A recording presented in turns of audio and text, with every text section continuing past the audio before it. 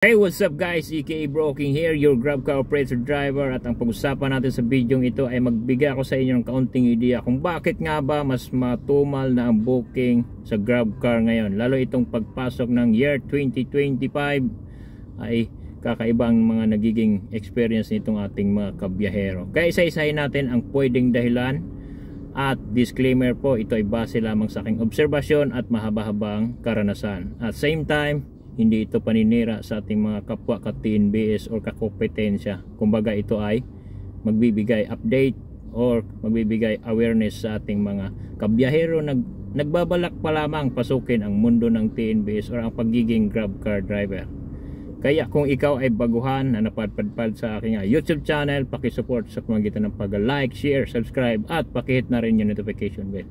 At kung ikaw naman ay datihan, welcome back at sana mapanood mo hanggang sa dulo nang sa ganon madagdagan or ang kakaibang ideya pagdating sa kung bakit nga ba mas matumal na ang booking dito sa GrabCar platform.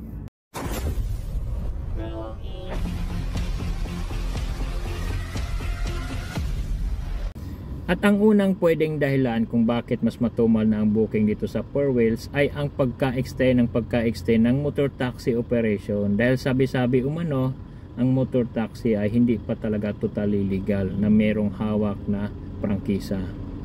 At yun ay wala tayong basehan dyan, yun ay sabi-sabi lang umano. At kaya ko nababanggit, ang aking basehan naman ay ang kwento ng aking mga nagiging sakay. Isang halimbawa, meron ako naisakay higit sa isa. At sila ay papunta pa lamang sa kanilang lakad. At later on, pauwi na sila halimbawa at nagkanya-kanya na sila. Mas pinipili nila yung motor taxi. Bukod sa mas mura, ito ay mas mabilis nakakasingit. At same time, okay lang sa kanilang ma-expose sa alikabok, sa init, kung ito ay daytime at summer. Dahil sila ay pauwi naman na. Kaya isa sa kawalan sa mga naka 4 wheels ang mga naka-motor taxi. Pero di natin pwedeng sisihin dahil meron namang legal na basihan. Kaya ipalagay lang natin out of 100% nababawasan ng 10% sa booking dahil napupunta sa motor taxi.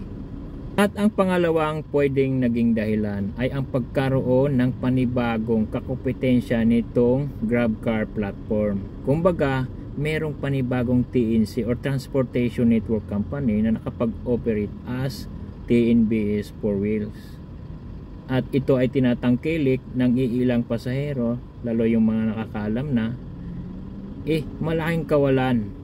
Kumbaga palagay lang natin out of 100% nababawasan ng 25% dahil napupunta doon sa panibagong Transportation Network Company. At pangatlong dahilan ay ang pagdami nitong mga car unit na naging activated dito sa iba-ibang Transportation Network Company. At mayroon pang sabi-sabi umano na mayroong hindi dumaan sa lehitimong proseso, makapag-pa-activate lang at later on makakabiyahe. Sa madaling salita, sa daming bumabiyahe, sa daming car unit activated dito sa TNBS, inahati-hati na ang mga nagiging booking or magiging booking pa lamang. At ang pang-apat na dahilan, at ito ang pinakadahilan, ay ang pagka-ban dito sa Pilipinas ng PUGO Company or yung tinatawag na Philippines Offshore Gaming Operators. At yung mga empleyadong mga Chinese, Vietnamese, Japanese ay pinapauwi sa kanilang mga bansa. Kaya isa sa kawalan, dahil kadalasan sa mga nagtatrabaho sa PUGO ay ang pinipili nilang public transportation service ay ang TNBS o dito sa GrabCar platform. Kaya isa sila sa pinakawalan. Ipalagay na lang natin nababawasan ng 20%. So matotal out of 100% sa lahat-lahat siguro 40% na lang ang natitira. Kung ikaw ay datihang bumabiyahe at nagka-gross ka ng palagay natin 5,000, 4,000, siguro kalahati na lang ngayon or sobra konti sa kalahati. Kaya malaking kawalan talaga ang mga nagiging dahilan na aking nababanggit kung bakit mas matumal na ang booking dito sa GrabCar platform. Kaya good luck na lang sa atin, kaya maniwala lang tayo sa kasabihang ang matira matibay. Kaya dahil dyan, salamat sa mga nakapanood nito at sana hindi nyo makakalimutan suportahan ang aking YouTube channel sa magitan ng pag-like, share, subscribe. Sorry, it's DJ.